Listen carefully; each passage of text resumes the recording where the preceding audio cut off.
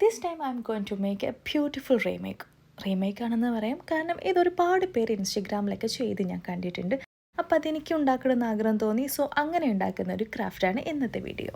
എല്ലാവരും റെസിൻ ഉപയോഗിച്ചാണ് ചെയ്ത് കണ്ടിട്ടുള്ളത്. പക്ഷേ അത്രയും ക്ഷമ എനിക്കില്ലാത്തത് കൊണ്ട് ഞാൻ റെസിൻ ഇല്ലാതെയാണ് ചെയ്യുന്നത്. ഇത്രയൊക്കെ പറയുമ്പോൾ തന്നെ ചിലർക്കൊക്കെ മനസ്സിലായിട്ടുണ്ടാവും എന്താണ് ചെയ്യാൻ പോകുന്നത്. അത് തന്നെയാണ് ആ വൈറലായിട്ടുള്ള പോണ്ട് ആമ്പൽ കുളമാണ് നമ്മൾ ചെയ്യുന്നത്. കമ്മിങ് ടു ദ പോയിന്റ്, കേക്കിൻ്റെ ബോർഡാണ് ഞാൻ എടുത്തിട്ടുള്ളത്. അതിൽ 3 കളർ ഉപയോഗിച്ച് ബേസ് കൊടുക്കുന്നുണ്ട്. ഇനി നമുക്ക് കുറച്ച് ലീവ്സും അതുപോലെ താമരയും ഉണ്ടാക്കിയെടുക്കണം. അപ്പോൾ ലീവ്സ് ഉണ്ടാക്കുന്നതിന് വേണ്ടി ക്ലേ റൗണ്ട് ഷേപ്പിലായിട്ട് പരത്തിയെടുക്കുക. എന്നിട്ട് അതിൽ നിന്ന് ഒരു കോണ് കട്ട് ചെയ്തെടുക്കുക. അപ്പോൾ ലീവ്സ് റെഡിയായി. ഇനി നമുക്ക് താമര ഉണ്ടാക്കാം.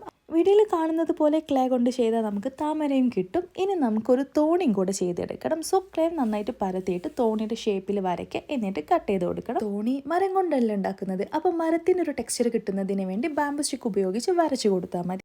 ഇനി ഇതിൻ്റെ 2 സൈഡും നീളത്തിലായിട്ട് ക്ലേ വെച്ച് കൊടുക്കുക. എന്നിട്ട് കുറച്ച് പേപ്പേഴ്സ് നടുക്ക് വെച്ച് കൊടുത്ത് ആ തോണിയുടെ മുകളിലുള്ള പലകയും കൂടെ വെച്ച് കൊടുക്കണം. ഇനി നമുക്ക് നമ്മുടെ കുളത്തിൽ കുറച്ച് വള്ളികളും അതുപോലെ ഇലകളൊക്കെ വരച്ച് കൊടുക്കുക. അതുപോലെ നമ്മൾ ഉണ്ടാക്കിയിട്ടുള്ള ഇലകൾക്കും താമരയ്ക്കും തോണിക്കും കൂടെ കളർ കൊടുക്കണം. എന്നിട്ട് ആദ്യം തന്നെ നമുക്ക് ഈ ഇലകളും താമരയൊക്കെ ഈ ഒരു കുളത്തിൽ അറേഞ്ച് ചെയ്ത് വെക്കുക. എന്നിട്ട് നമുക്ക് ഇഷ്ടമുള്ളത് പോലെ ആയിക്കഴിഞ്ഞാൽ ഇതെല്ലാം കൂടെ ഫെവിക്കോൾ ഉപയോഗിച്ച് ഒട്ടിച്ചു കൊടുക്കണം. കുറച്ച് പൂക്കൾ ഞാൻ ആ തോണിയിലും കൂടെ വെച്ച് കൊടുക്കുന്നുണ്ട്. ഇനി ഇതെല്ലാം നന്നായി ഉണങ്ങിയതിന് ശേഷം നമുക്ക് ഇതിലോട്ട് വാർണിഷും കൂടെ അപ്ലൈ ചെയ്ത് കൊടുക്കാം. അപ്പോൾ ഇങ്ങനെയാണ് നമ്മൾ ആ വൈറലായിട്ടുള്ള ആമ്പൽക്കുളം ചിലവ് കുറഞ്ഞ രീതിയിൽ ഉണ്ടാക്കിയിട്ടുള്ളത്.